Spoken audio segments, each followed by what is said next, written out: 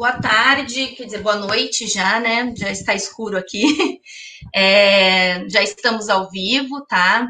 É, Bem-vindo a todos. Hoje a gente vai fazer um debate aqui muito importante sobre educação e racismo, né? Como é que a gente pode trabalhar uma educação uma educação antirracista, para que a gente produza, né? Não reproduza o racismo estrutural que a sociedade é, apresenta hoje. Os debatedores de hoje, os convidados, né? A convidada é a Carol, os debatedores é o nosso querido companheiro José Melo, jornalista e pré-candidato a prefeito de Caraguatatuba. Boa tarde, Melo. A nossa companheira Cássia, estudante de serviço social, vice-presidente do Partido dos Trabalhadores em Caraguatatuba e pré-candidata a vereadora aqui de Caraguatatuba. Boa tarde, Cássia. Obrigada. E a Caroline Jango, que é servidora do Instituto Federal de Educação, Ciência e Tecnologia de São Paulo, do campus Hortolândia. A Carol é coordenadora do NEABI, que é o Núcleo de Estudos Afro-Brasileiros e Indígenas do Instituto Federal de São Paulo. A Caroline é doutora em Educação, foi diretora de projetos comunitários, né, na Pró-Reitoria de Extensão, né, Caroline? Então, a Caroline tem uma atuação no Instituto Federal bastante importante, tanto nas questões educacionais, principalmente no combate ao racismo. É importante a gente falar que é um tema bastante caro aqui para a gente, viu, Carol? Tendo em vista que a gente não vê essa discussão aqui no âmbito educacional, né? A discussão da educação antirracismo, né? É aquele tabu de que se a gente falar, ele não existe, né? Então, aqui ainda é tratado assim. Eu tenho uma filha em escola municipal, que é da rede municipal de ensino. Não vejo projetos relacionados a isso, sabe? Apesar da gente saber que tem na LDB e tal.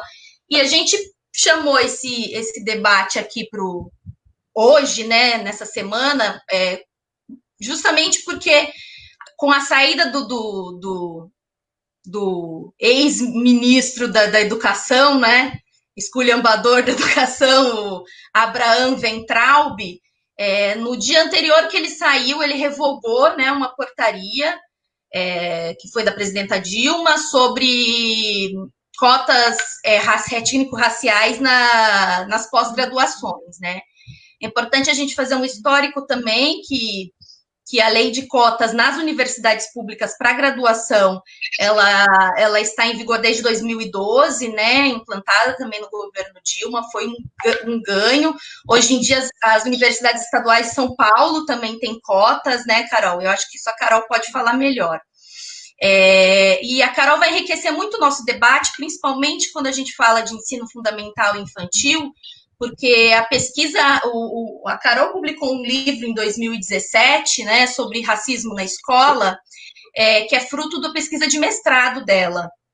Então, eu acho que vai ser bastante interessante a gente fazer aqui esse debate, trazer o Melo, que trabalhou nos governos petistas, então ele participou da implementação das políticas de cota, ele trabalhou na comunicação do governo da Dilma, na comunicação no governo da Marta Suplicy, e aí ele pode trazer esse histórico da lei das cotas, da importância que isso tem para a democratização das universidades públicas, e convidar a Cássia para falar um pouco sobre o racismo, né? O quão cruel é o racismo na nossa sociedade, o quanto ele exclui, o quanto ele né, encarcera, ele mata a nossa juventude negra, e a Carol vai vir trazer o enriquecimento da educação e de uma educação antirracista para que a gente consiga transformar essa sociedade para que ela se torne mais igual e mais acolhedora e menos excludente.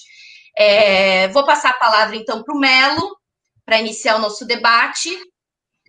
Melo, pode.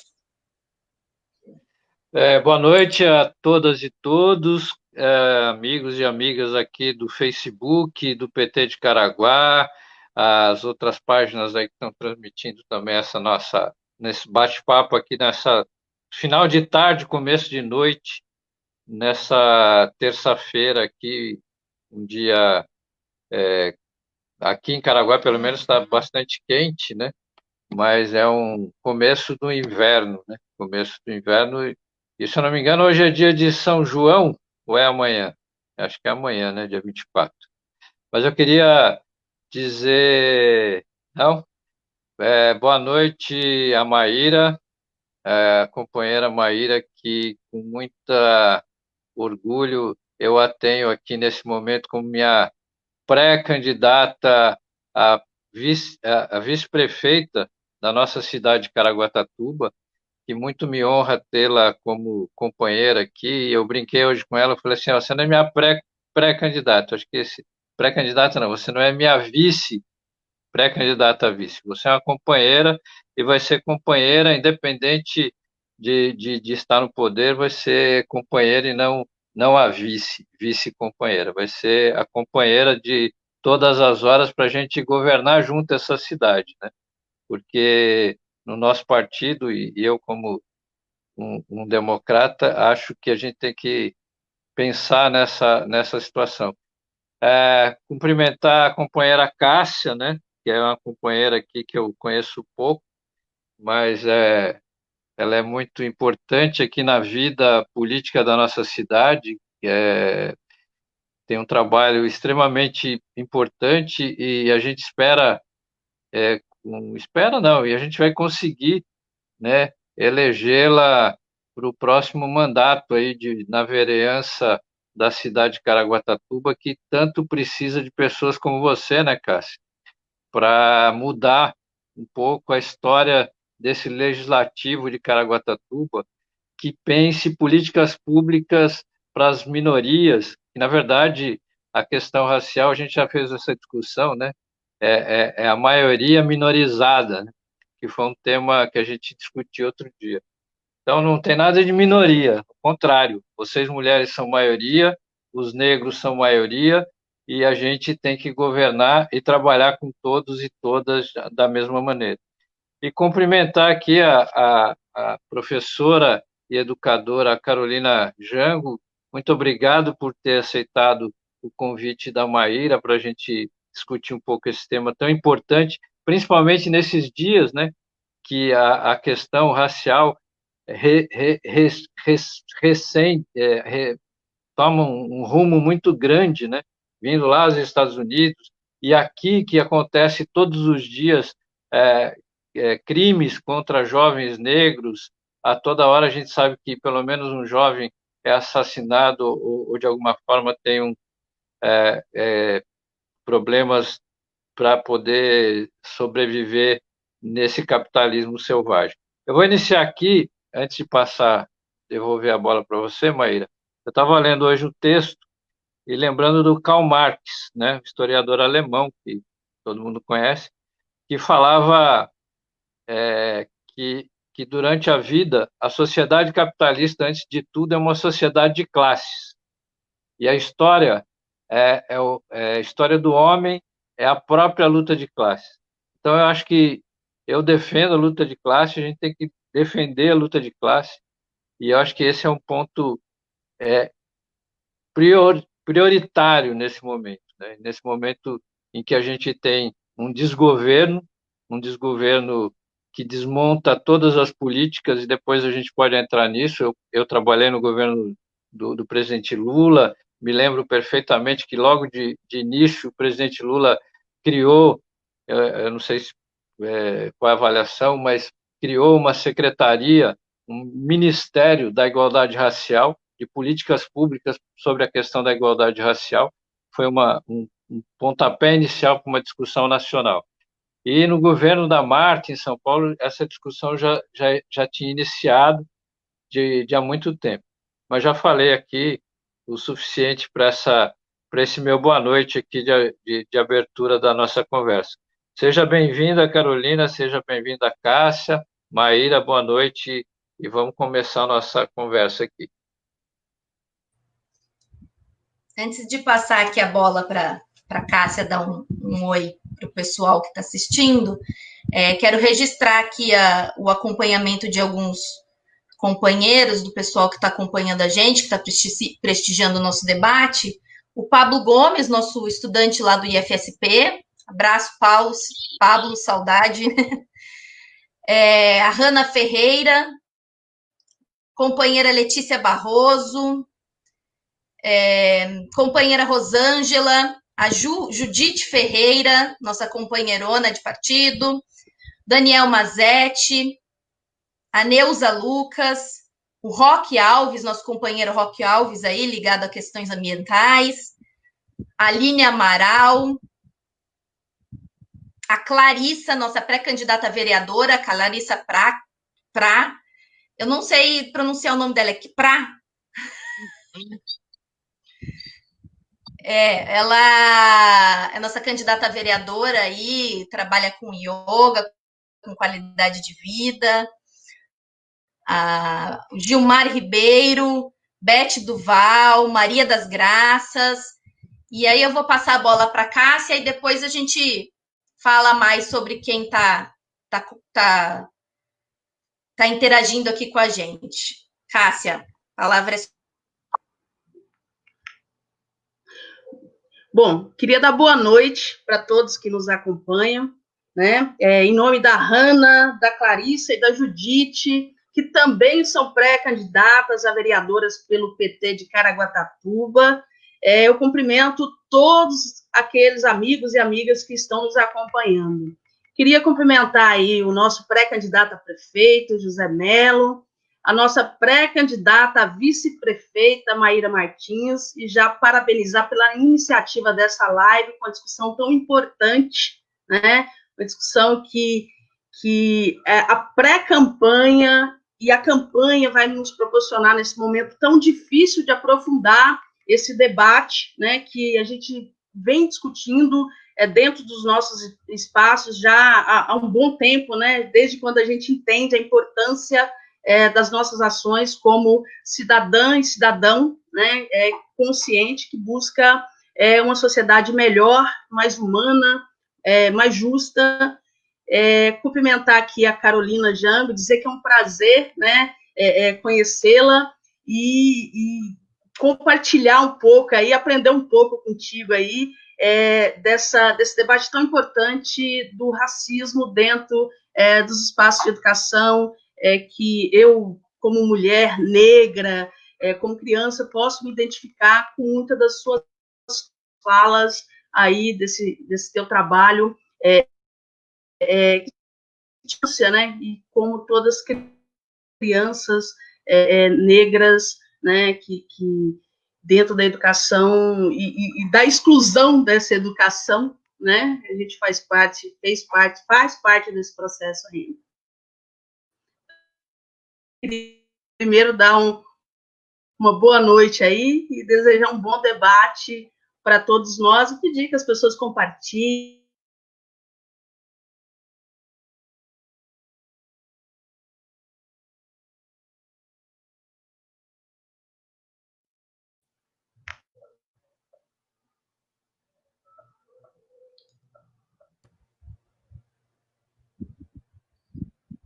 Cássia?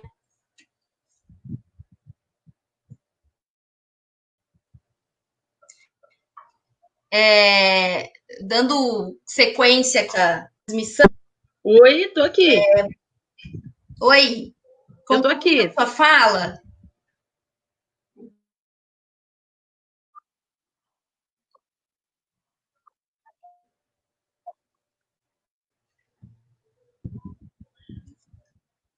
Conclui.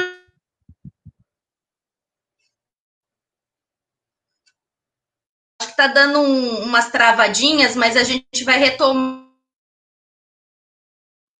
aqui.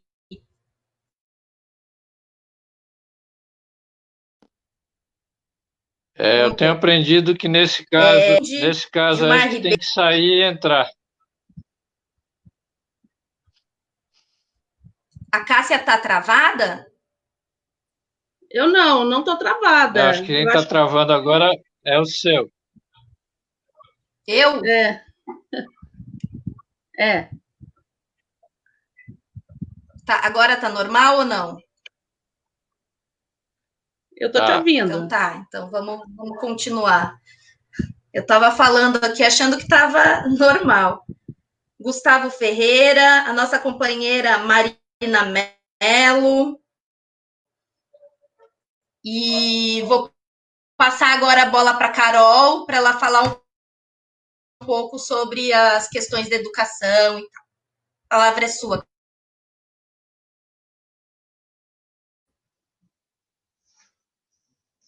Ok, boa noite, todos que estão acompanhando, todas as pessoas que estão acompanhando essa discussão. Agradeço a Maíra pelo convite.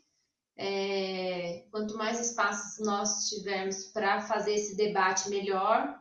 Um debate de extrema importância e muito negligenciado. Então, eu agradeço a Cássia, o Melo, né, a Maíra, que num momento como esse, num contexto político, né, que também se aproxima, a gente necessariamente pensar uma política pública que trate a questão, o problema do racismo no nosso país da maneira mais, de uma maneira mais focada, mais prioritária, né, mais como um eixo daquilo que a gente precisa repensar enquanto sociedade. Então, o poder público tem esse papel e eu acho que é extremamente importante a gente também se organizar projetos políticos, né? Projetos políticos que necessariamente pensem a questão racial para que a gente consiga efetivar na prática as mudanças totalmente necessárias.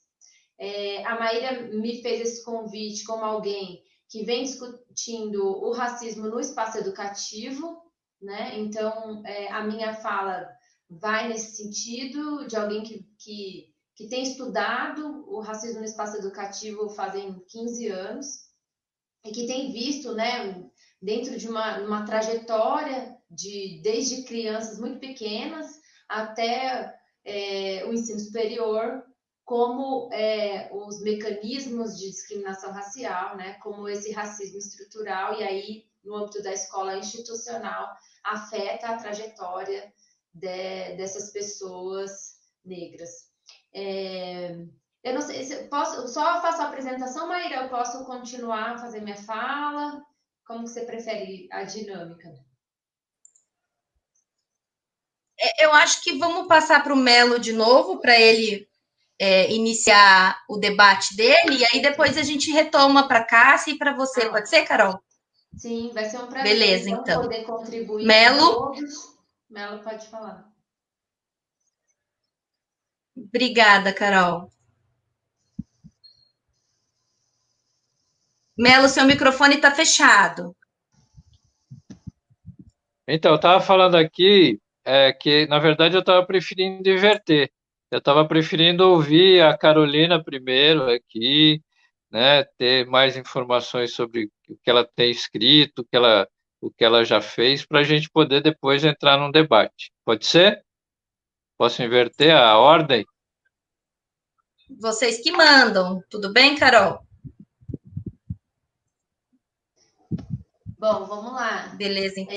Vocês colocaram aí o desafio da gente discutir a questão das ações afirmativas, mas também necessariamente discutir, né, como o racismo afeta a vida, a vivência das crianças, né, dos adolescentes no espaço educativo, porque a gente está falando de um todo mesmo, né? Nós não estamos falando só especificamente de uma vertente, mas dessa dimensão educativa como um todo.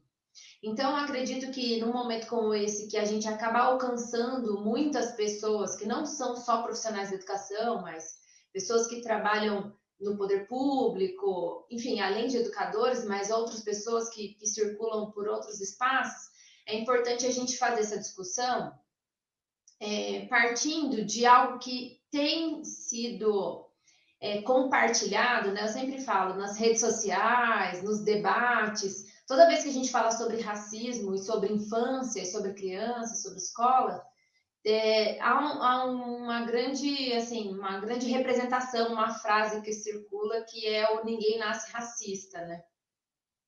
Eu acho que é um bom começo para a gente começar a desconstruir essa narrativa que a gente criou da impossibilidade ou da não necessidade de discutir racismo no Brasil, né? Como se isso fosse um problema, enfim, um problema construído em algum dado momento da trajetória de alguém, né? Então a gente precisa pensar isso. Por quê?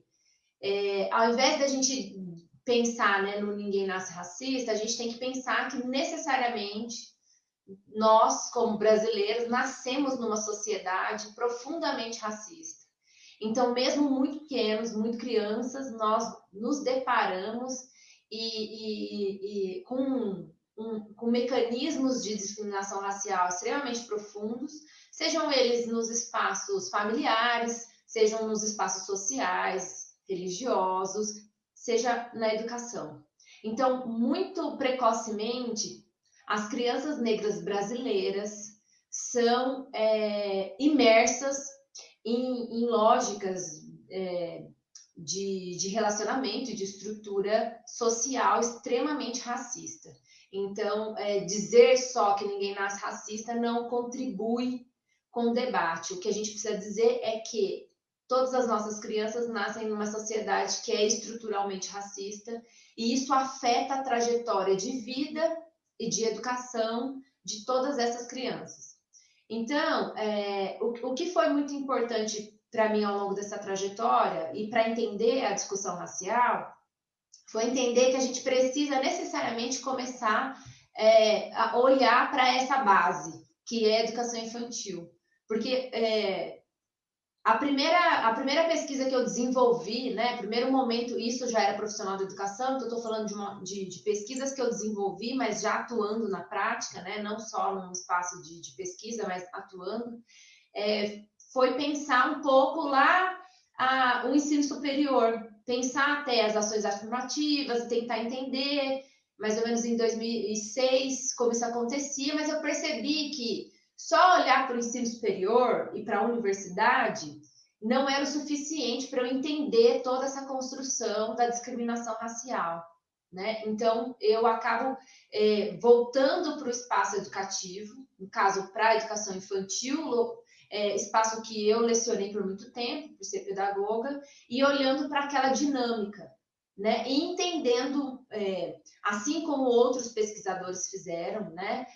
Entendendo muito rapidamente que a dinâmica da educação infantil, então, assim, das escolas, sejam elas públicas, privadas, etc., a dinâmica da educação infantil já traz mecanismos de discriminação racial muito profundos para a criança.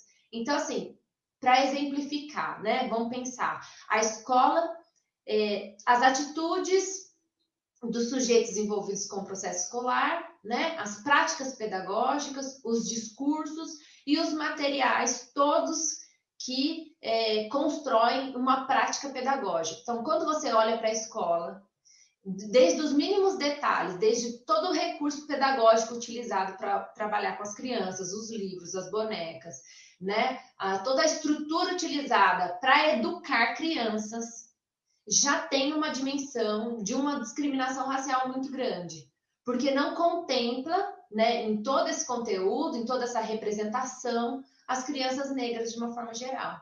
Então, foi muito simples, assim, foi muito evidente olhar para as escolas de educação infantil e procurar, por exemplo, numa biblioteca, a presença de livros que representassem a população negra e não achar.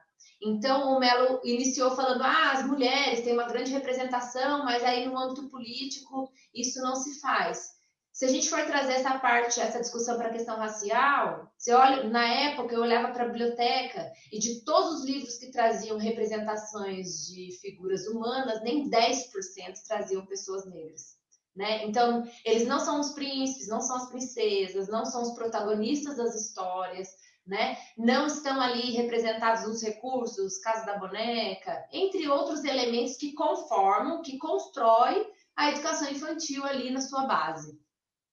Só que esse não é a única questão, né? Como eu falei para vocês, nós temos os discursos preconceituosos, né? Que com essa roupagem de uma brincadeira, com essa roupagem de algo naturalizado, constrói a imagem das crianças negras e de suas famílias no ambiente educativo. Então, a escola está permeada por discursos racistas. E que enquanto os profissionais da educação não reconhecerem que essa é uma prática que só reforça o preconceito, a gente não tem como avançar, né?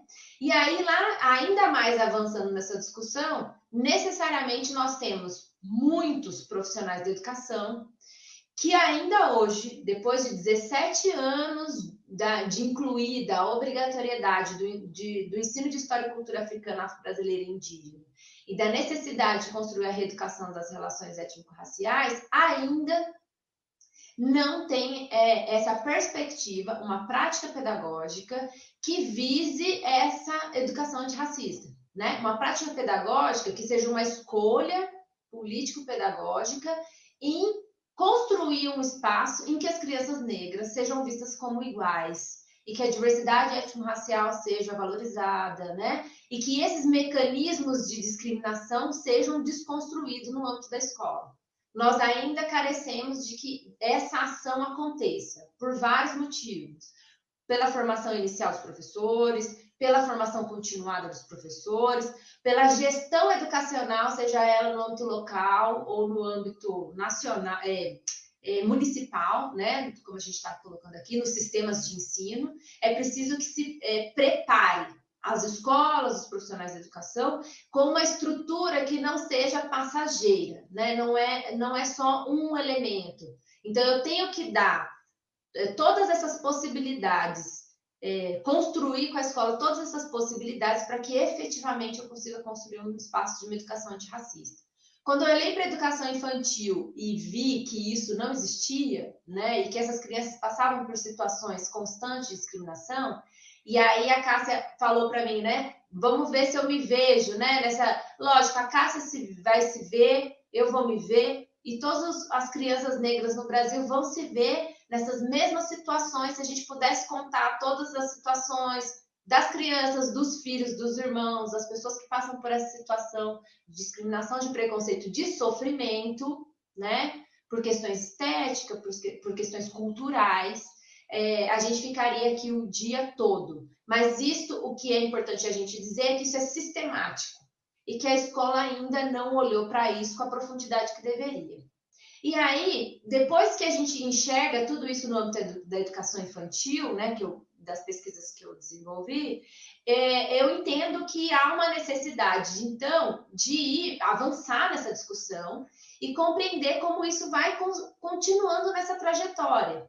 Então, como que isso, então, vai para o ensino fundamental? Né? Como que isso acontece? Né? Na educação infantil tem esse formato, tem essas construções, e no ensino fundamental, como que isso se dá? E aí é o que a Maíra colocou desse trabalho que eu fiz para a minha dissertação de mestrado, que eu fui tentar entender e conversar com crianças negras no ensino fundamental, né? Para entender que se elas são crianças que passaram já por esse espaço de discriminação, que já convivem com isso, como que elas representam a escola.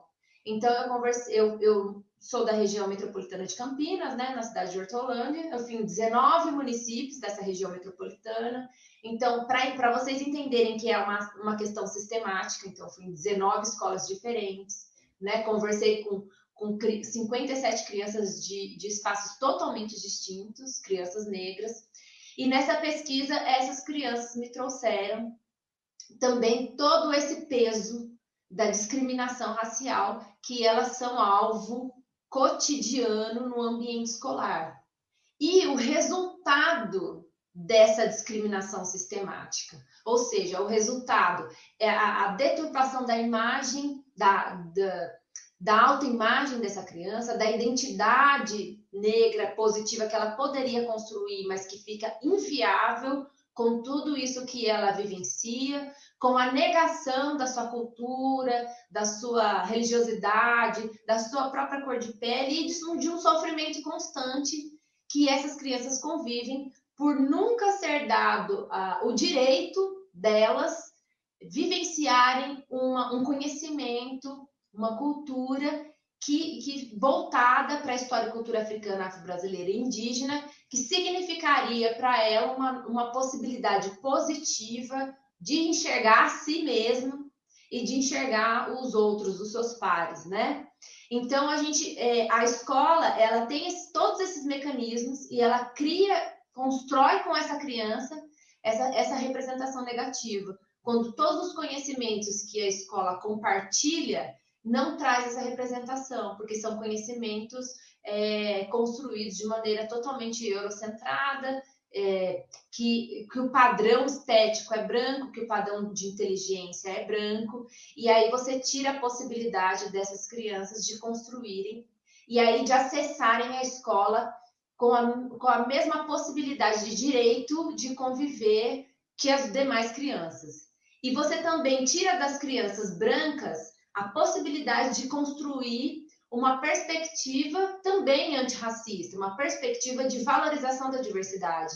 Então, quando a gente olha para o nosso país e todo o contexto que a gente está vivenciando, de discursos extremamente racistas, né, dessa relação que a gente vivencia, é porque a gente não deu conta também de ensinar para essas crianças brancas que não há essa hierarquia em função da cor, né? Que essa diversidade que nós vivenciamos, ela deveria ser uma diversidade valorizada no seu todo. E a gente não ensina isso, porque a gente ensina também o sujeito branco, a criança branca, de que ela é um padrão a ser seguido, de que ela é realmente superior aos demais. Então a gente cria essa relação assimétrica, reforça essa relação de racismo cotidiano, e isso afeta a vida, obviamente, de todos e todas, né? Então, dentro dessa construção, a escola, ela reforça toda essa engrenagem, né? E a principal questão é que, assim, quando às vezes a gente pensa em ação afirmativa, a gente pensa nessa possibilidade do sujeito, seja no ambiente universitário ou nos institutos federais, que é no ensino médio, né? Ou mesmo no âmbito do emprego, né? Que são as ações afirmativas no serviço público, por exemplo, a gente esquece que nós estamos falando de pessoas que estão criando uma oportunidade para as pessoas que passaram toda uma trajetória de discriminação. Que o direito dessas crianças de viverem em condições de igualdade no ambiente educativo não foi construído. Então, essas crianças negras que passam por essas situações cotidianas, elas não têm a mesma trajetória escolar de sucesso, porque isso afeta até o modo como elas aprendem, das diversas maneiras, né? Então, e aí, o que a gente pode colocar, né? Enfim, para avançar e pensar nesse debate? Quando a gente vê todo esse cenário, tanto na educação infantil como no ensino fundamental, é muito, assim, não esquecendo que nós temos todo um contexto estrutural de racismo, de subemprego, de violência, né? Que todas as famílias já passam, né? De uma desigualdade socioeconômica, etc. É óbvio que esse estudante, dentro da sua trajetória educacional, serão os que mais passarão por evasão escolar, por fracasso escolar, né? Por passar por esse processo com dificuldades extremas, e que lá na ponta, no momento de entrar numa escola técnica federal, no momento de entrar no ensino superior, serão aqueles que não terão esse espaço.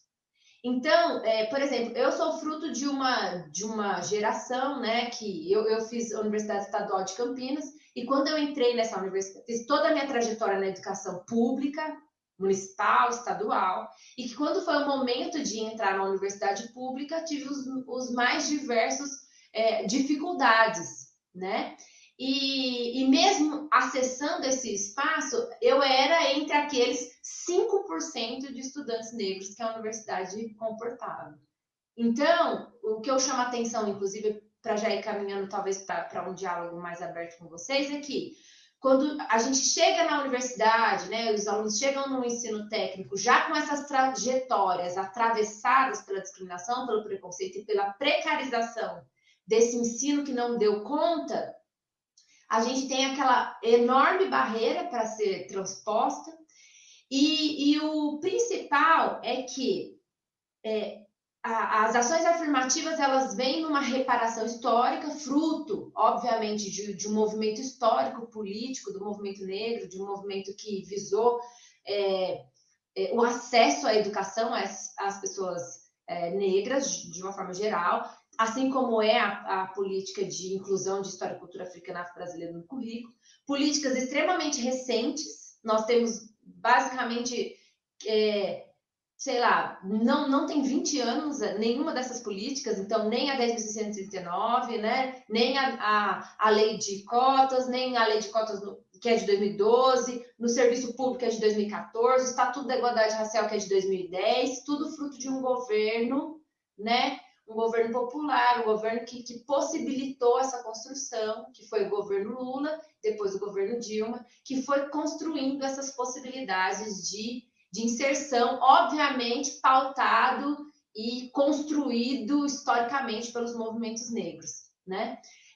Quando a gente chega, então, a pensar em ação afirmativa e nessa reparação histórica, chega para nós, e aí é o que sempre chega para nós, é aquele discurso de que a gente precisa, quando pensa em educação, de políticas universais, de que nós precisamos melhorar a educação, que nós precisamos melhorar a formação dos professores, porque nós precisamos melhorar a gestão educacional, entre outros elementos, ampliar as universidades. E assim, o que é importante dizer? Tudo isso é importante, uma política universal forte, né, pensada para a educação e para a melhoria da educação de uma forma geral é totalmente necessária. Mas uma política de ação afirmativa, uma política compensatória, ela caminha junto com essa política universal, concomitante a essa política universal, porque a política universal não dá conta das assimetrias e da profunda desigualdade racial que existe no nosso país. Então, a gente tem que olhar para as ações afirmativas e não ver esse conflito entre aquilo que é uma política universal, que o poder público tem que construir, e aquilo que é uma política afirmativa, compensatória, que visa uma mudança, inclusive, em curto prazo, para que todas essas pessoas, todas essas crianças jovens que passaram suas trajetórias de exclusão possam acessar aí esses outros espaços. Como eu citei a Universidade Estadual de Campinas, né? Naquela época, em 2005, né, com 5% de alunos negros, se a gente cria, naquele momento, por exemplo, como uma ação universal, uma outra Unicamp, o que aconteceria?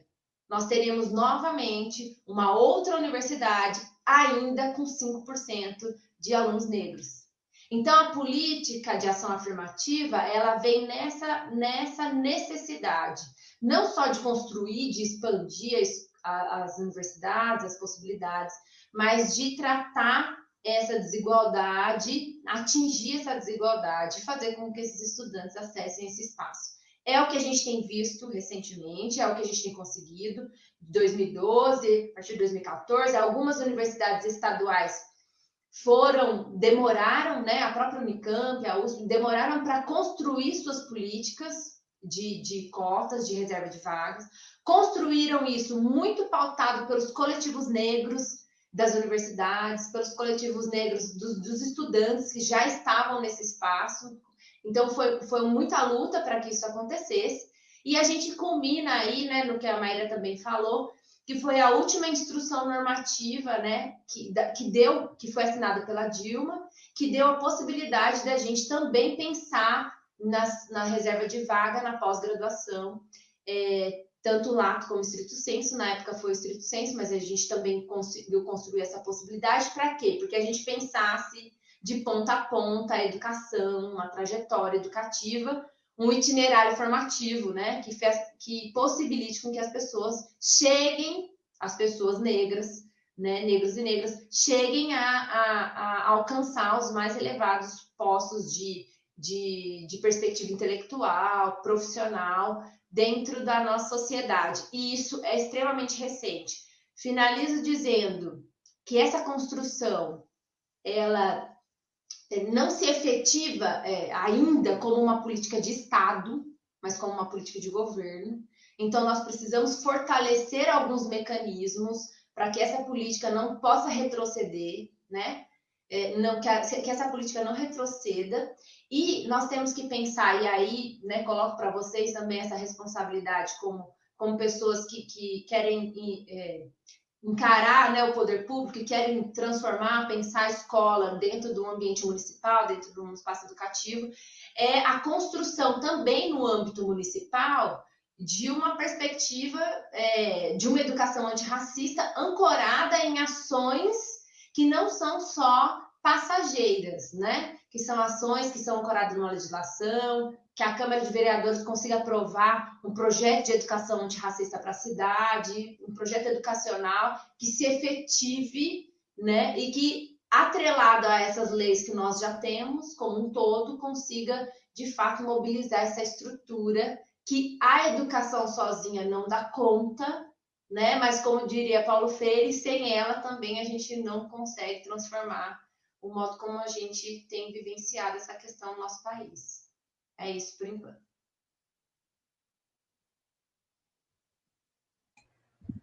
Obrigada, Carol. Muito boa contribuição, muito obrigada. Eu vou fazer aqui uns agradecimentos, saudar o pessoal que está assistindo a gente, e vou lançar umas contribuições que foram dadas aqui no chat, falar que a gente tem uma audiência, tá? Isso acho que revela o quanto esse debate aqui em Caraguá é negligenciado, né? Quanto esse tipo sobre o racismo é negligenciado. Aqui a gente ainda tem essa cultura de que se não falar de racismo, ele não existe, né? Então, eu acho que é nosso papel, levantando essa bola, tá colocando isso nos espaços, para que as pessoas repensem e pensem as políticas públicas e os espaços, né, da cidade como um todo, os acessos e os espaços. Eu vou agradecer a participação aí da Andresa, da Verônica, a Aline Amaral e o João Marchetti, o Rodrigo, Ângela, Carolina Bardella, Joaquim Duarte, Valquíria Tenório, do NEAB Matão, Pulis Pantojo, Nestor Miller, Claudiane Gomes, a advogada do Sinasef São Paulo, advogada, mulher, negra, a Bárbara Tavares, Eliane Ortunho e Igor Maluta. O Igor é um ex-estudante nosso aqui do campus Caraguatatuba também. Eu vou fazer os questionamentos, aí depois eu já passo a bola para o Melo e depois para a Cássia, e vocês querendo abordar sobre esses questionamentos, vocês falam. A Hanna, ela fez uma colocação muito pertinente, que a história afro-brasileira, principalmente no ensino infantil e fundamental 1, de maneira mítica, afastada da construção social dos sujeitos. A assimetria que traz a palavra minoria vem dessa representatividade, não da quantidade da população, né? Eu acho que esse debate que a Hanna traz é muito importante, porque a gente tem um aprendizado, né, uma cultura escolar muito eurocêntrica, né?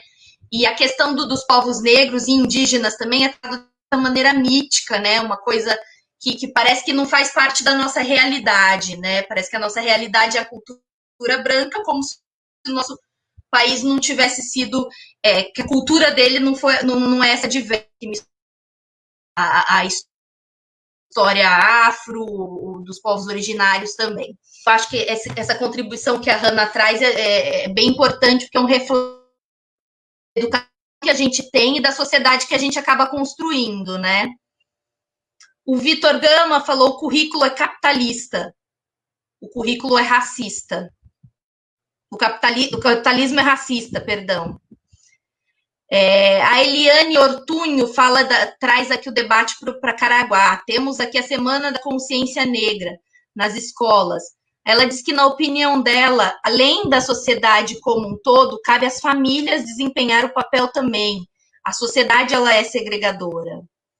O Daniel faz uma pergunta que eu acho que a Carol vai poder responder para a gente, o Daniel Mazetti, que é como vocês entendem a questão do professor não negro tratar sobre assuntos ligados à história do negro no Brasil, sem que pareça uma apropriação cultural, e também desse professor não seja deturpada. Se a Caroline puder responder. E o Rodrigo Pereira diz que os movimentos negros tiveram um papel fundamental na redemocratização do Brasil. E isso o Rodrigo fala e traz aí para a gente todas essas vitórias, né, das cotas raciais, da inclusão na LDB, das questões étnicos raciais, né, Carol? Então, eu acho que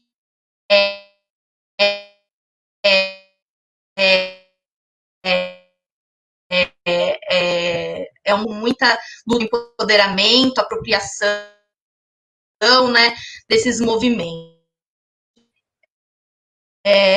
Agora eu passo a palavra para a Cássia, fazer as considerações dela aí a respeito dos movimentos sociais, da questão estrutural do negro da sociedade, da violência policial, dessas questões que refletem, né, a educação racista que a gente ainda tem, infelizmente. Bom, obrigada, Maíra. Mais uma vez, boa noite a todos que chegaram após a nossa saudação. Eu vou trazer um pouco o resultado da falta dessa política educacional antirracista na base, né, na infância. É bom lembrar, antes da gente entrar na questão da violência policial, do encarceramento da nossa juventude negra e periférica, que no Brasil nós temos 23.100 mortes de jovens negros por ano. Isso significa em cerca de 63 mortes por dia e uma morte a cada 23 minutos. Esses dados são da CPI do Senado, né, uma CPI dirigida pelo nosso ex-senador Lindbergh Faria, que trouxe esses dados para a gente. Hoje, no estado de São Paulo, de janeiro a abril, a Polícia Militar matou 381 pessoas. No estado do Rio de Janeiro, 741, se eu não me engano. Dentro dessas mortes, e que a gente traz o encarceramento, todo o encarceramento da nossa juventude negra, é bom lembrar que mais de 54% dos jovens encarcerados são negros. 68% das mulheres encarceradas são negras, né? Então, é importante a gente colocar isso, porque isso é uma política de Estado, né? Nós temos uma polícia, e a gente, quando defende a desmilitarização da polícia militar, e não é defender que acaba a polícia, mas a unificação da polícia e um novo treinamento, uma nova forma da polícia tratar a questão de segurança pública. Isso a gente tem que mudar no Estado, né? Porque é uma visão do Estado. Nós temos uma polícia racista, injusta e violenta contra o pobre e o negro, né? E esse resultado a gente está vendo escancarado mais que nunca após as eleições de 2018, quando nós tivemos um presidente da República e um governador, o senhor João Dória, que ganhou dizendo que a polícia teria autorização para matar, né? Quando a gente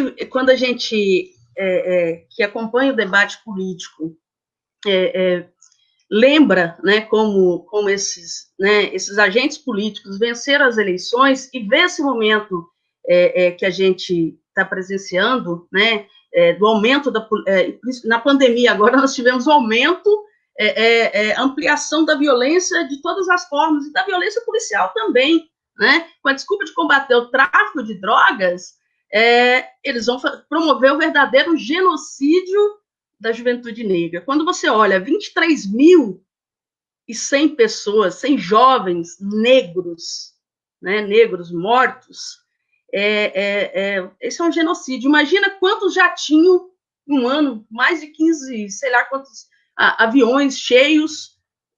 Imagina o desastre que comoveria todo mundo, né? Mas isso não comove a nossa sociedade. Por quê? Porque a gente não faz o discurso de uma forma profunda. Quando se mata um jovem negro, a preocupação da população é saber se aquele jovem estava envolvido com crime, é saber qual o boletim, né? Qual que é o histórico dele na vida criminal, como se um histórico na vida criminal de um jovem negro justificasse a morte dele ou de qualquer outro ser humano. Então, assim, eu acho que... E outra coisa importante para dizer, a maioria desses jovens mortos pela polícia militar, né, dos 23.100, a maioria deles foram mortos pela polícia militar, né, ou outras polícias, mas a maioria polícia militar. A maioria desses jovens assassinados, ou desses jovens encarcerados, Carol, mais de 80% só tem o ensino fundamental. Mais de 80% só tem o ensino fundamental. Então, você pega o histórico já do jovem, da família, que já vem da periferia, com poucas oportunidades, já com a família, né, a família que tem baixo salário, que fica com subemprego, que é marginalizada, o pai, ou de alguma forma, não tem as mesmas oportunidades que os brancos, né, aqueles que defendem, ainda são vestidos, principalmente aqueles que ainda têm a herança, né, da elite escravocrata, que escravizaram, né, os nossos antecedentes, as pessoas, os nossos irmãos, né, de cor, avós, bisavós, enfim. Eles pregam a política do mimimi, né, de minimizar. E trazendo um pouco aqui para a nossa realidade, e algo que eu quero comentar muito, que foi uma discussão com agente público, eu acho que todo agente público, principalmente a mulher ou o homem negro, ele tem que saber o seu local de fala. Ele não pode fazer o discurso do branco, né?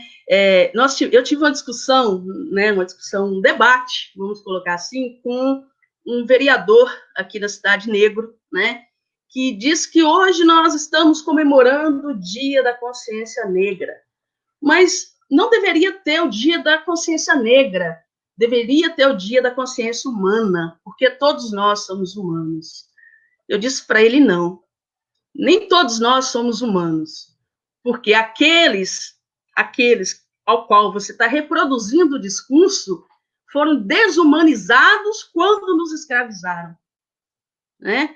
E continuam com o mesmo discurso da meritocracia. Quando você nega a política de cotas, geralmente o branco traz o discurso da meritocracia, como se todo mundo tivesse saído partido do mesmo ponto, tivesse tido a mesma oportunidade, como se não tivesse tido a escravidão, como não estivéssemos passado por uma ditadura militar, e como se não estivéssemos sofrendo agora com essa política neoliberal, essa política higienista, essa política fascista, essa política que quer realmente acabar com a raça negra, né, com o povo negro, com o jovem negro, aqui no nosso país. Que a gente fica muito comovido, às vezes, quando eu falo a gente, não sou eu, não são vocês que estão nos acompanhando, mas toda a sociedade, quando aparece um crime de racismo nos Estados Unidos, né? Por quê? Porque há uma divulgação, porque a mídia mostra,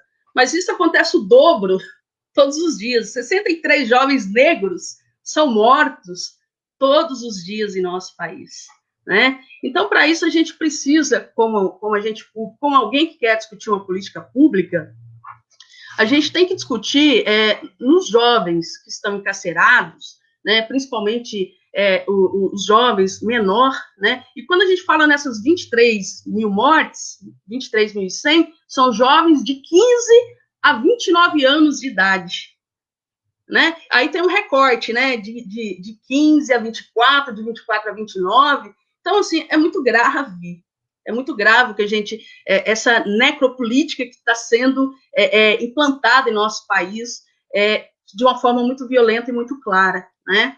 Então, primeiro, eu penso que nós precisamos garantir as disciplinas, e eu penso que nós temos que fazer essa discussão com o próximo governo, defendidos da cultura nas escolas públicas, né, da cultura afrodescendente nas escolas públicas, que é a lei de diretrizes de base, que já garante, a gente precisa, de fato, que ela seja colocada, né, que ela seja implantada de fato. A implantação do ensino de ciência e consciência negra nas escolas, universidades e outros centros comunitários, dentro dos municípios, acho que a gente tem que defender isso, seja com que governo for, né? Seja, eu acho que a gente tem que nos tornar, nos fortalecer como agente político, como cidadão e como sociedade civil organizada para a gente poder fazer esse enfrentamento. Então, assim, eu acho que eu falei um pouco demais, mas eu acho que dentro disso aí, eu queria ouvir também, Carol, uma coisa que eu andei lendo um pouco, que fala da solidão das crianças negras, principalmente das meninas negras, né? Então, assim, a gente né, que é negra, que, né, viveu a infância e acompanha, né, a nossa família, muita gente, né, muitas crianças, a gente sabe que existe essa questão da solidão das crianças negras na infância, aí, principalmente no início, né, da educação.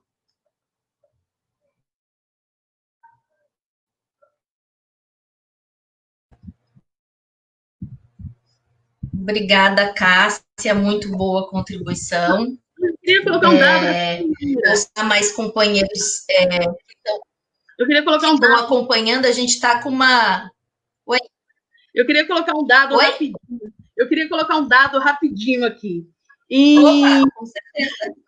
Em 2019, quando a gente fala da violência policial, é importante dizer que em 2018, 37% da corporação se autodeclararam negros ou pardos, né? Então, assim, é você reproduzindo a política do capitão do mato, né? Então, acho que era uma coisa um dado que eu achei muito interessante, que eu andei pesquisando.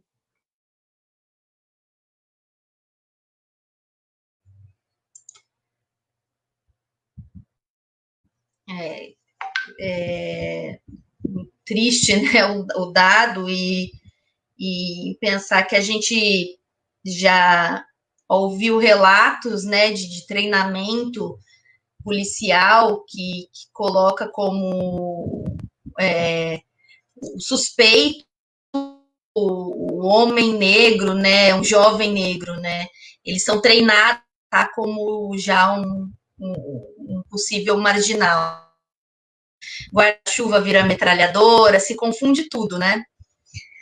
Enfim, vou saudar mais um pouco a nossa audiência, que está muito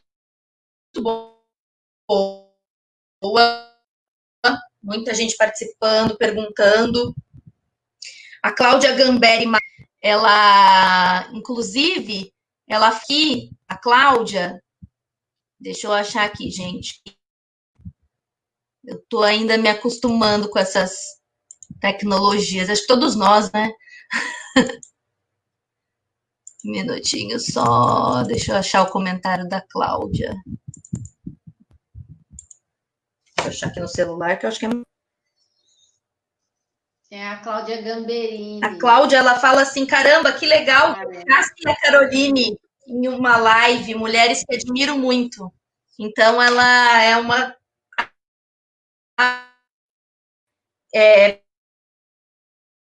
pelo jeito, ela é de Sumaré, que ela mandou um Sandia. A Maria Elizabeth Rodeira, filha companheira, Maria Aorte, a Camila Aquino, nossa companheira de São Sebastião, pré-candidata a vereador Sebastião, a Rose Teles, a Carol Nascimento, a Heloísa Lourenço.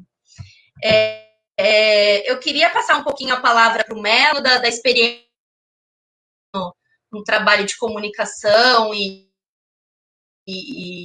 relacionado a vitória que foram, né, a reparação histórica, que é a lei de cotas, né, nas universidades e tudo. Que ouviu um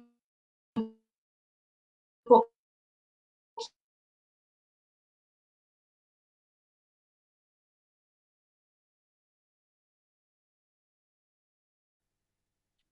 Está travando aí, Maíra.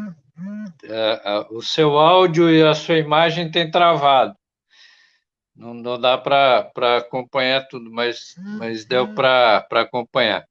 Eu queria voltar aqui para dizer o seguinte: é muito importante para mim, como pré-candidato a prefeito de uma cidade como Caraguatatuba, é uma cidade que tem um grande número de jovens negras e negros, né, e a grande maioria na periferia, que é uma periferia muito sofrida. E a gente sabe também que as escolas públicas municipais e as escolas estaduais têm como referência a educação construída por esse capitalismo selvagem, né? O companheiro Vitor Gama falou sobre o capitalismo, que o capitalismo é racista, né? Eu lembrei aqui no começo da conversa que eu estava lendo Karl Marx aqui, que dizia sobre essa questão do capitalismo. O capitalismo e suas múltiplas contradições sociais, né? É o que a gente vive. O Brasil é um capital, além de ser capitalista, é um capitalismo selvagem e um capitalismo retrógrado, não é um capitalismo da pior das espécies. E isso contribui muito para a questão educacional, para a questão da construção de políticas públicas. A Carolina aqui me deixou bastante satisfeito em ouvir o relato da sua pesquisa, viu, Carolina? Gostei muito. E me deixou aqui pensando, né, que os governos dos quais eu participei, inclusive, contribuíram e têm contribuído até hoje com políticas de ações afirmativas e políticas públicas de inclusão social, sem dúvida alguma. Eu acho que tem um papel importante a reparação, né, histórica através das cotas nas universidades, né? Só que é o que você falou, a gente conseguiu, em determinado momento, chegar até aqui, e essa discussão não é um mérito só nosso, do PT e dos partidos de esquerda, mas essa discussão ela começa lá no início dos anos 90 e vem de uma forma crescendo. E nesse momento tem um certo retardamento aí nessa discussão. Mas isso que você traz, e eu como pré-candidato a prefeito aqui de Caraguatatuba, seu trabalho universitário com essa pesquisa com essas crianças é uma coisa muito importante que a gente pode trabalhar, como a Cássia bem lembrou também, a gente pode trabalhar na educação pública municipal com os pequeninhos, né? São os pequeninhos que a gente tem que fazer valer o que a gente quer para as crianças de um modo geral. E você bem lembrou, né, que não é só discutir a questão do racismo com as crianças negras. A gente tem que discutir a questão do racismo com as crianças brancas, né, para ter noção de cidadania efetivamente dentro desse capitalismo. Então, o que você falou, eu vou procurar ler mais sobre a sua tese, que eu acho muito importante, e eu tenho dito aqui nesse espaço, viu, Maíra, viu, Cássia, que a gente tem que aproveitar essas nossas lives, e esse momento da pandemia tem nos ajudado a ficar dentro de casa e buscar, discutir, ler, buscar mais informações, e isso nos enriquece muito, enriquece para pensar mesmo, né? Eu acho que meu papel aqui hoje era falar um pouco sobre a reparação histórica, enfim, de políticas públicas, que já são muito bem divulgadas, né?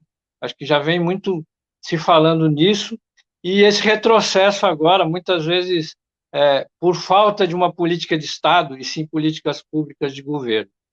Mas eu acho que esse tipo de debate, para mim, e acho que para a Maíra, para a Cássia, que vai ser a nossa, com certeza, vai ser uma próxima vereadora aqui na cidade, vai contribuir no legislativo para que a gente, enquanto executivo, possa realmente introduzir políticas públicas desde os mais pequenininhos, né? Não adianta a gente só pensar em ressarcir ou reparar historicamente a questão social através da universidade, das escolas técnicas federais e etc. Não é que não adianta, adianta e já adiantou bastante, a gente já avançou muito. Mas esse seu trabalho nos dá uma contribuição muito grande para repensar e planejar um programa de governo capaz de atender exatamente essa população mais carente e a população negra da nossa cidade. Eu quero imensamente agradecer, Carol, por essa oportunidade de conhecer o seu trabalho e buscar mais informações sobre isso. Obrigada, Melo. Vocês estão me ouvindo? Então, é que eu cheguei a cair, fiquei meio... Acho que a minha internet está bastante... Minha internet hoje está bastante instável, pelo jeito. Não está muito boa, mas vamos continuar. Obrigada, Melo, pelas contribuições. Carol, se quiser falar sobre as interações que tivemos, a palavra é... Marquei algumas coisas que você pontuou ao final da minha fala, enfim, algumas questões que a Cássia também e o Melo colocaram. Primeiro que a gente tem que ter a noção que nós, né, como brasileiros, fomos educados também nessa perspectiva racista. A nossa educação foi racista. E o nosso conhecimento, o conhecimento que a gente construiu ao longo da nossa vida é um conhecimento colonizado, é um conhecimento que só valoriza a perspectiva eurocêntrica, europeia. Então, o que acontece? E isso foi de uma forma deliberada, né? Essa foi uma construção deliberada, não foi uma construção sem intencionalidade. Então, primeiro a gente tem que pensar nessa nossa limitação em compreender esse contexto. E aí, quando a gente pensa em profissionais da educação, aí a questão ganha um outro contorno. Ou seja, o que é um profissional da educação que foi formatado numa perspectiva de não valorização da diversidade étnico-racial, de uma educação que não teve uma perspectiva antirracista e que precisa reconhecer essa defasagem, precisa reconhecer essa perspectiva para poder transformar a si próprio, a pensar, repensar a sua prática educativa. Então, quando a Maíra colocou uma das questões que veio sobre o modo mítico, como a gente trata as questões africanas e afro-brasileiras, primeiro, um resultado dessa nossa formação precária em termos de África. A gente não aprendeu o suficiente. A nossa visão sobre a África é totalmente reducionista, né? Totalmente reducionista, de quem não conhece esse continente gigantesco, né? Que não conhecem as nossas raízes, quais foram os países, né, dos povos que nos deram origem, quais as culturas que nós refletimos, né, que no nosso cotidiano cultural, né? Então, a gente, inclusive, olha para a África como um grande aglomerado ou como um pequeno ou como um país, né? A gente olha para a África assim. Então, pensem em vocês o que é para um profissional da educação que tem essa visão totalmente reducionista da África e desse contexto, ensinar algo. Então, a gente não ensina o que a gente não sabe, né? E a gente não valoriza aquilo que a gente não conhece. Então, essa possibilidade, né? Primeiro, eu preciso ampliar o meu horizonte de conhecimento sobre a África, né? Desconstruir essa visão reducionista que eu tenho e preconceituosa, para que numa prática pedagógica eu possa construir um conhecimento relevante na perspectiva das africanidades, mas para isso eu preciso conhecer. Então, quando a gente pensa primeiro a gente tem que pensar isso, e um outro elemento que a gente tem que pensar é que a gente rema contra a maré, porque o nosso racismo ele é atualizado constantemente pelas pessoas que estão nos espaços de poder, né? Ele é reatualizado. Então, essa visão mítica, essa visão folclórica que se quer atribuir à nossa cultura africana e afro-brasileira, ela é ainda pautada na mídia, né, nos espaços, e existe um movimento que ainda quer que a gente tenha adesão a essa perspectiva. Um exemplo muito evidente disso é o que acontece atualmente no governo federal, à frente da Fundação Palmares, entre desses outros mecanismos que deveriam ser espaços de valorização da diversidade, de ampliação do pensamento afrocentrado, das epistemologias, e tem feito, inclusive, o inverso, no sentido de um apagamento, de uma invisibilização, de uma folclorização daquilo que a gente deveria ter avançado. E isso também é política pública, né? Então, por exemplo, a gente não está falando só de educação, a gente está falando de cultura. Como que uma cidade, por exemplo, consegue valorizar o patrimônio material, né? Como que uma cidade consegue resgatar essa cultura afro-brasileira que está totalmente atrelada ao nosso convívio, mas é subjugada, subtraída. Então, é uma possibilidade do poder público também pensar isso. E no ambiente educacional, eu preciso que os profissionais da educação saibam de uma história e cultura africana e afro-brasileira de uma maneira desmistificada, que eles tenham formação sistemática para aprender isso, né? De uma literatura africana e afro-brasileira, de movimentos artísticos africanos e afro-brasileiros, para que no bojo da construção de conhecimento eles tenham respaldo, tenham elementos para que isso possam fazer. E aí eu não estou falando de uma ação passiva do professor, tá? Não estou falando que é somente o poder público tem que dar a possibilidade, a formação e a estrutura, é óbvio, e o profissional da educação tem que cumprir o seu papel como servidor público, né?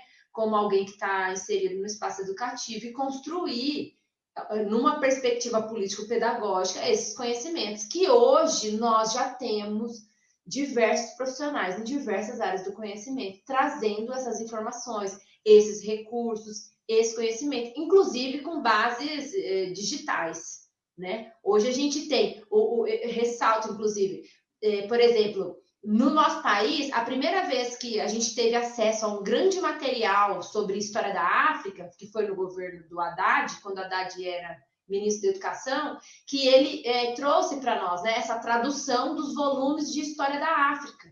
E a gente teve acesso a isso. E depois, quando foi para a prefeitura municipal, fez um movimento de traduzir esse material para um material acessível às crianças e aos professores.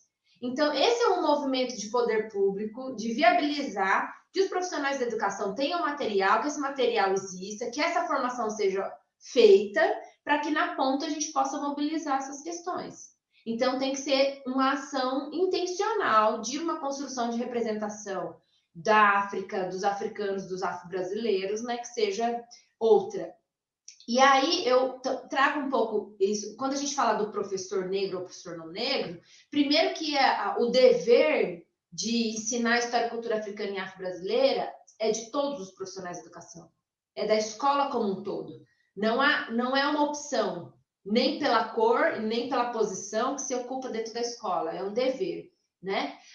E aí a gente não pode misturar a discussão da apropriação cultural com a necessidade que um formador, um profissional da educação tem no sentido de construir um conhecimento africano, afro-brasileiro e indígena. Mesmo porque, por exemplo, como profissional da educação, eles reproduzem um conhecimento eurocêntrico, assim, passaram a vida inteira reproduzindo esse conhecimento, que inclusive padroniza, né, e negativiza todo o processo educativo. Então, esse profissional da educação tem que pensar isso. E aí, sim, nós temos a perspectiva do lugar de fala, nós temos a perspectiva da apropriação cultural, mas não é nesse contexto que a gente está inserindo essa perspectiva, né? A gente está inserindo essa perspectiva num contexto em que, por exemplo, alguém que se utiliza de um discurso pseudo antirracista, mas tem práticas discriminatórias, né? Tem atitudes discriminatórias que não condizem com aquele discurso que está sendo feito para ganhar espaço político ou para ganhar espaço nas plataformas, nas redes sociais, nesses outros espaços. Isso não se confunde com o papel do professor, porque é dever desse professor construir esse conhecimento, né? Então, eu acho que isso é importante. E, por fim, trazer uma discussão que a Cássia trouxe muito bem, que é das crianças negras. A gente tem pouco tempo, mas o livro, né, que eu escrevi, a dissertação que eu fiz, quando eu fui olhar, né, para esse ambiente, para essas crianças, foi exatamente isso, Cássia. Nós que vivenciamos isso, sabemos quais são as dores e quais são as representações, quais são os cotidianos de solidão, de discriminação que essas crianças passam. Mas a gente precisava, de alguma forma, denunciar esse sofrimento cotidiano para que as pessoas não fiquem individualizando as nossas experiências. E falar assim, Cássia, você que foi uma criança que foi discriminada, né? Conheço o meu vizinho nunca foi. Então, assim, para a gente não individualizar essas relações e saber que ser criança negra no Brasil é passar por isso, sistematicamente. E isso são as próprias crianças dizendo. É a denúncia de crianças negras que passam por todo tipo de humilhação, de xingamentos dentro da escola e, principalmente, crianças que passam por isso. E aí, por que da solidão? Porque elas não encontram na escola, nos professores, nas pessoas adultas que deveriam estar acompanhando esse processo, amparo. Elas não encontram amparo. O que elas encontram é silenciamento, é conivência dessas pessoas com essa relação. Então, fica muito difícil, até para uma criança negra, tentar modificar aquele ambiente, tentar pedir ajuda para não ser discriminada, né? Porque muitas das vezes os professores não vão ouvir, vão minimizar, a escola não vai ouvir e, de fato, essa criança vai ficar solitária. Tem uma dimensão importante, que eu acho que é uma dimensão política, inclusive, dessa perspectiva, é que nós ensinamos as nossas crianças negras a passividade. Dentro da escola, nós ensinamos, a partir da conivência e da omissão, e dos pedidos constantes dessas crianças para que elas se calem, para que, isso é uma brincadeira, isso foi só uma situação, deixa o seu amigo chato do lado. E minimizando todos esses processos, a gente vai ensinando a essa criança uma passividade, uma naturalização da sua própria experiência de sofrimento, né? Então, acho que é isso que o livro também traz, essa dimensão. São muitos os elementos, né, óbvio, que eu vou discutindo nesse trabalho, de como essa criança constrói essa ideia, né? Então, quando eu pergunto para as crianças, né, sobre a escola, quando eu pergunto para elas sobre essa relação que elas têm com os pares, fica muito evidente que a criança negra, ela já sabe o lugar social que ela ocupa. Então, o meu livro, ele chama Aqui Tem Racismo, né? Um estudo sobre as representações sociais das identidades das crianças negras na escola. Não é à toa que esse nome, né, que eu tomei para o livro, é a fala de uma criança que, inclusive, diz, né, relata que ela se chama Ana e que eles chamam ela de Ana Hickman Torrada. E aí ela diz para os colegas que ela não é isso, e que ela é negra mesmo e que ela não tem ódio da cor dela. Isso é uma criança de 10 anos dizendo que não tem ódio da cor. O que é uma criança de 10 anos dizendo que não tem ódio da cor? É uma criança que sabe o que é ódio racial. Então, quando a gente vê todo esse movimento que tem acontecido, da gente olhar para a violência policial, para a gente tem que olhar para a violência cotidiana. As crianças negras são constantemente violentadas e é uma relação das quais elas não conseguem sair sozinhas. Precisa necessariamente que os profissionais da educação olhem para essas violências, e rompam esse silêncio e construam uma prática pedagógica antirracista, que é a única forma da gente conseguir garantir o direito a essas crianças negras, o mesmo direito que as crianças brancas têm de ter uma trajetória educativa com qualidade, né? Então é isso.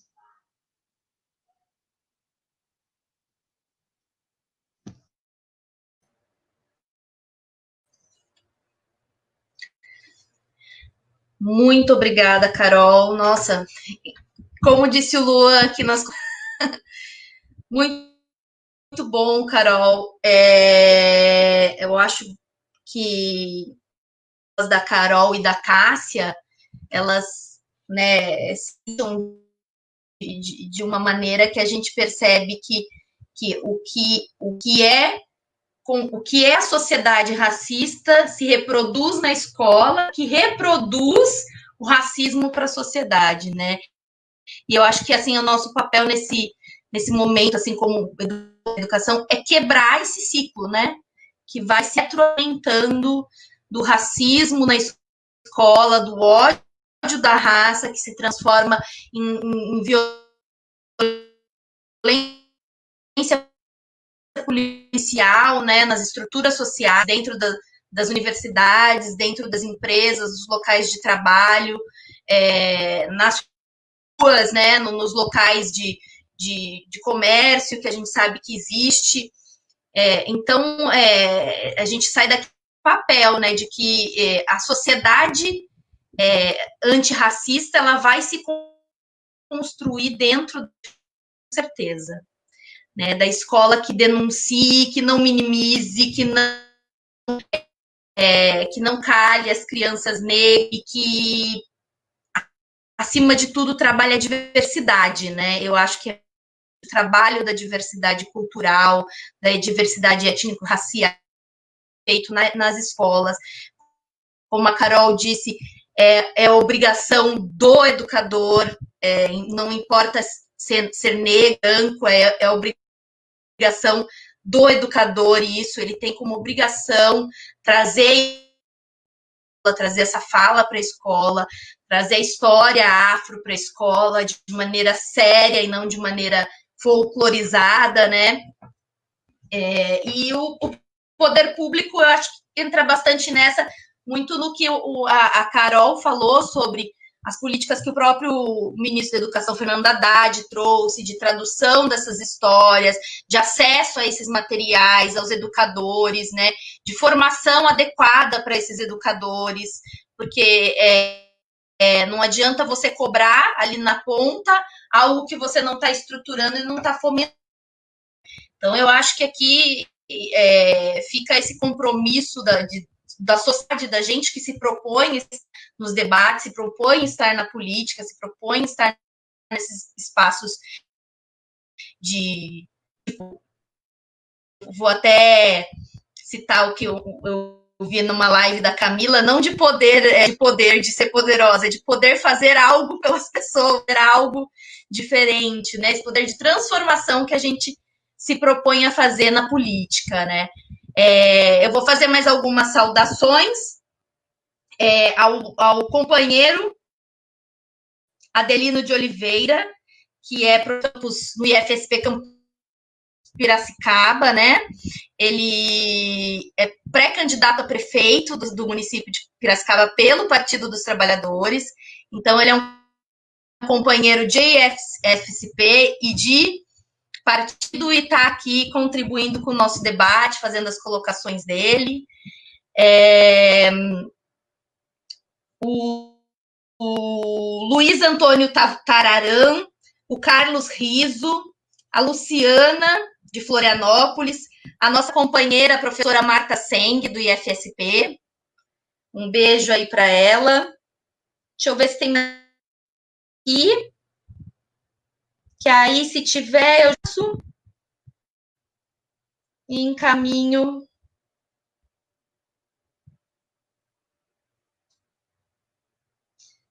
para a gente fazer as considerações finais e a gente já está 1h25 aqui. Se deixar, o papo vai longe. Eu vou passar, então, a palavra para o Melo para fazer as considerações finais dele, os agradecimentos, e depois a gente já vai concluindo e já vai finalizando, tá bom? O papo está muito bom, mas...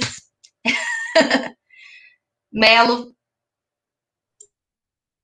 Então, Maíra, muito legal ter aqui hoje participando desse bate-papo, né, de uma forma bastante proveitosa.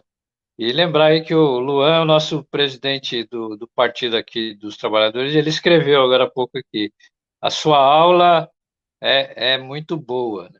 Você deu uma aula aqui para a gente do que é essa questão do racismo no Brasil.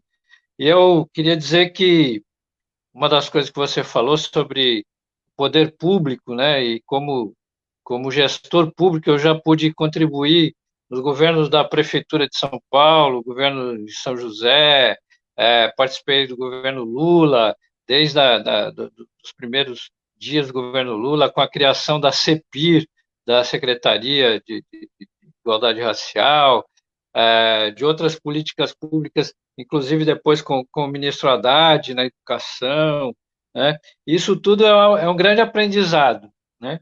E a gente tem que dar continuidade a esse aprendizado e melhorá-lo, né? E com a sua aula aqui, eu tenho certeza que a gente aprendeu muito e a gente tem que continuar aprendendo.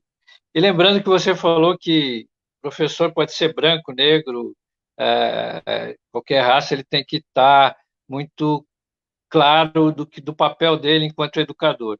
E nós aqui, eu tenho certeza que a Cássia, a Maíra, nós temos também essa preocupação. Como gestores públicos, nós vamos ser gestor para todo mundo, né?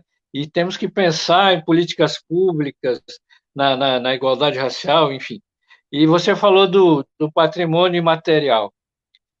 Lembrando também de uma política pública da prefeita Marta Suplicy, em São Paulo, que em 2004 a gente inaugurou o Museu Afro-Brasil, que está lá, é um museu de importância extrema para esse tipo de discussão, enfim, e espero que seja muito bem aproveitado, porque é um museu, além de tudo, muito rico, belo, tem informações importantíssimas, e isso é uma coisa que, como gestor, a gente tem que estar muito atento e com o ouvido muito aberto a aprender.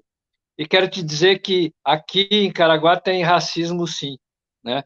E o racismo, alguém disse esses dias que a gente está numa piscina, né? Onde você tem a parte mais funda e a parte mais rasa. Mas o racismo existe em várias tonalidades de racismo. Então, eu queria te agradecer muito, Carolina. Quero desejar aqui um grande final de noite aí para a Maíra, para a Cássia. Lembrar que daqui a pouco a gente tem outra reunião, né, Cássia e Maíra? Daqui a pouco a gente vai estar aqui fazendo uma outra reunião. Mas muito prazer e muito legal você ter dado essa aula aqui para a gente e que vai ser de muito bom que a gente possa contribuir e mudar um pouco essa questão dentro desse capitalismo selvagem, melhorar a vida das pessoas. Obrigado aí, Carolina.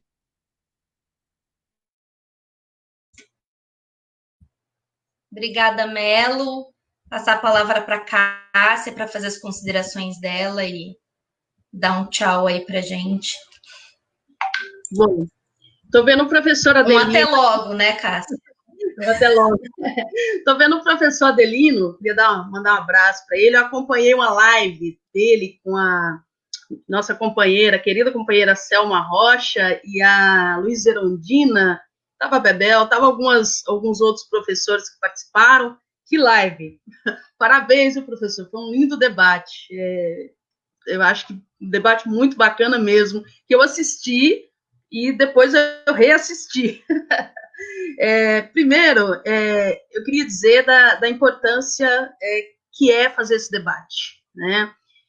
Trazendo um pouco aqui para Caraguatatuba, a gente conversa bastante, a gente tem bastante companheiros e companheiras da educação que dão aula na periferia, né, nas periferias de nossa cidade, e conta um pouco da realidade dos nossos jovens da periferia, que majoritariamente são negros e negras, né?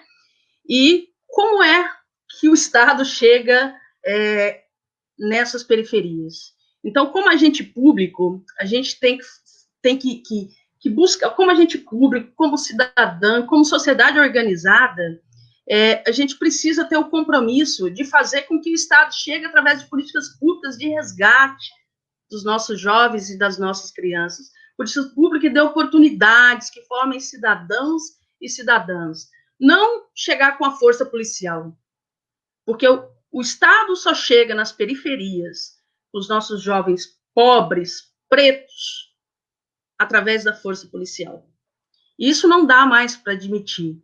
Nós precisamos fazer um grande debate para tirar o mito da violência obstétrica das mulheres negras, que a mulher negra é forte, que aguenta a dor. Nós precisamos que as nossas mulheres, as nossas companheiras negras, quando sofrem violência doméstica, cheguem na DDM ou chame a polícia, elas sejam atendidas com dignidade, como é atendida as mulheres brancas. A gente precisa desse respeito. A gente precisa mudar o discurso da sociedade. Ah, mas eu não sou racista, minha empregada é negra. Ah, eu não sou racista, meu filho tinha um coleguinha negro. A gente precisa fazer um enfrentamento com a nossa sociedade, com o meio que a gente vive, com a cidade que a gente vive, que a gente começa a transformação aqui de baixo, para dizer que política de cotas é uma vantagem que o negro tem. Eu sou cotista, eu sou negra, estou no último ano, no último semestre de serviço social e não sou e só estou porque existiu uma política que me deu uma oportunidade de poder ter uma graduação. Então, eu tenho muito orgulho de defender a política de cotas e tenho muito orgulho de combater o discurso da meritocracia, porque nem todos tiveram oportunidades iguais, nem todos partiram do mesmo ponto. Então, eu queria deixar aqui, né, um compromisso, né, nosso de continuar essa discussão.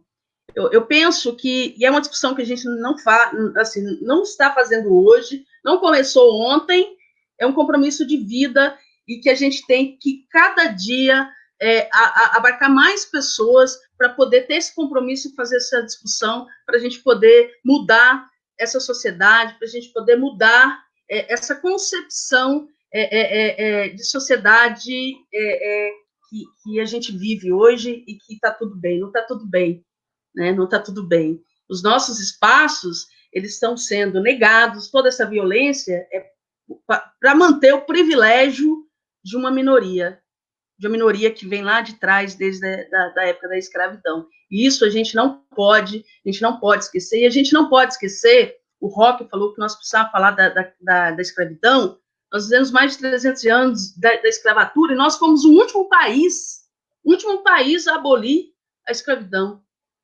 Então, nós temos essa mancha, nós temos essa vergonha, e não foi pedido desculpas, não foi reparado esse erro, e um pouco do que se tentou foi destruído, né? Então, assim, a nossa luta, ela é longa, e, Carol, obrigada por essa grande contribuição, né, que você deu para a gente hoje, e eu quero ter esse livro, né, eu estou ansiosa até para ler, né, faço questão de ler, de conhecer toda essa pesquisa, todo esse estudo. Obrigada, Melo.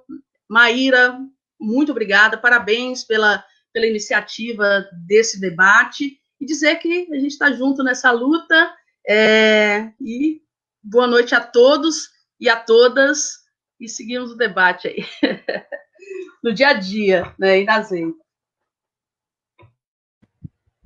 Obrigada, Cássia, pela contribuição, pela fala, por estar sempre pronta para fazer a luta aí, né, essa nossa luta diária. Carol, passo a palavra para você, para as considerações e mais alguma colocação que queira fazer para a gente ir encerrando, porque está muito boa a live, mas a gente já tem mais de 1h30 de live.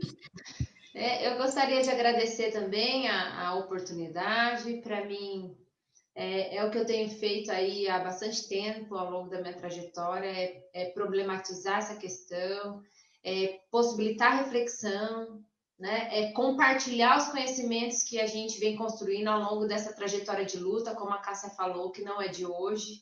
E quanto mais a gente consegue compartilhar essas trajetórias, essas experiências, essas reflexões, mais a gente consegue pensar em possibilidades de transformação, né? E principalmente para quem consegue acessar esses espaços de poder, né? Esses espaços que é para fazer algo, como a Maíra colocou, fazer essa discussão do que é necessário mudar, colocar no nosso horizonte, nos nossos projetos, a prioridade de pensar isso. Então, para mim, se eu puder contribuir com essa construção, já é um ganho enorme, porque é o que eu tenho feito aí por bastante tempo. Agradeço também as falas da Cássia, que trouxeram muitas reflexões, porque a gente tem que necessariamente pensar esse todo dessa discussão racial, que não se restringe à educação, como o Melo colocou, né? É um grande mar aí de questões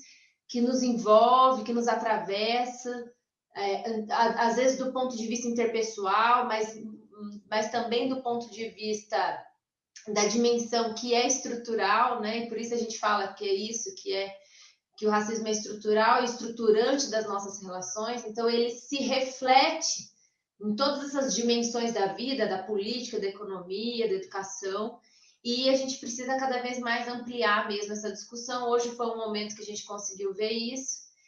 Queria agradecer, né, todos os colegas que passaram aqui pela live, os colegas do NEABI, né, Valquíria, professor Adelino, a Cláudia, que também, né, indicou aí a presença, uma pessoa que a gente tem também contado aqui, e que a gente consiga continuar. E eu desejo para vocês que querem levar esse processo adiante, eu desejo sucesso e contem comigo, né? Agora para reflexão e também mais adiante para a concretização daquilo que a gente entende como a necessária construção de uma sociedade antirracista. Obrigada e boa noite a todos, pessoas.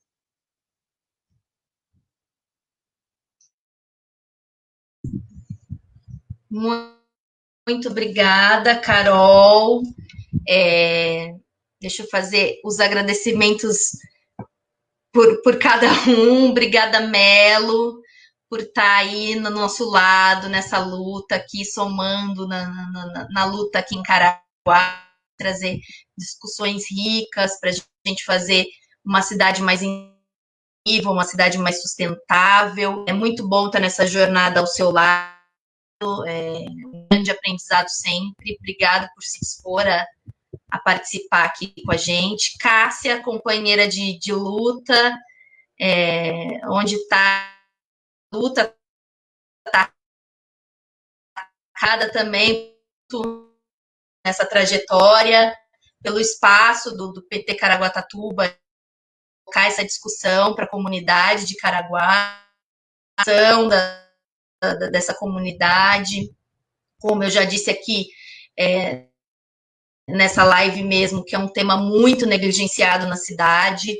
e como o Melo disse, aqui em Caraguá tem racismo sim, em todo espaço tem racismo, e a gente precisa falar sobre isso, a gente precisa denunciar, e a Cássia sempre está disposta a fazer essas denúncias com a gente, a fazer a luta pela igualdade. Carol, muito obrigada pelo convite, não tenho nem como agradecer, a Carol é uma companheira de federal aí das nossas lutas pela categoria, né, Carol? A Carol é que nem eu, técnico administrativo, então a gente faz a luta pela categoria, a gente faz a luta pelo serviço público, pela educação pública. Então, a Carol sempre está aí também lado a lado, no sindicato, no Sinasef, no IFSP. A Carol conselheira do Conselho Superior do IFSP, assim como eu já fui representando os técnicos administrativos, então representa demais a gente, faz a luta, faz o embate, se coloca, é uma companheira aí valorosa e que aceitou contribuir aqui com o nosso debate na cidade, com todo o conhecimento, com essa aula que ela deu aqui nessa live para gente, maravilhosa. Muito obrigada, Carol.